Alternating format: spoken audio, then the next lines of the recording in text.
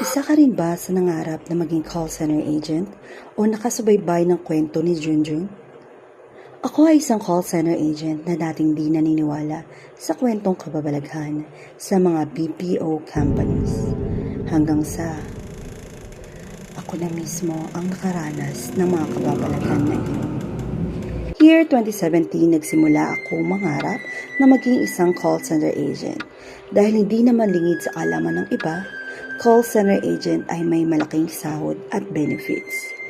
Marami akong inaplayan na kumpanya hanggang sa natanggap ako sa isang healthcare account na work from home ang setup. Bandang October yun na may isang buwang training. Makwento ko lang. Ako ay nakatira sa isang apartment na may mahinang signal. Noong panahon na yun ay wala kaming wifi. Ang tanging gamit ko lang ay isang preloaded na wifi na kailangan pang ilagay sa gate para makasagap na maayos na reception. Dahil maiksi lang ang Ethernet cable ko, napilitan akong mag-station sa labas ng kwarto ko since 12 midnight ang simula ng trabaho ko. November 1, 3 a.m. Di ko makalimutan habang nagtatanong ako sa trainer namin. Bigla niya akong sinita nang may mataas na boses. Jones, ano ba naman yan? Paalisin mo naman yung batang nakadikit pa ata sa mic mo. Wika niya. Nagulat ako at di ko matuwid ang salita ko dahil ako lang naman ang mag-isang gising sa apartment namin at walang bata. Po? Wala naman po akong kasama dito. Ha? Ako lang ba nakarinig? Tanong niya sa mga ka-teammate ko. May sumagot na isa, ani niya. Ako po, batang nagmamurmur na sinasabayan yung salita niya. Pakiramdam ko, tumaas ang balahibo ko ng mga oras na yun.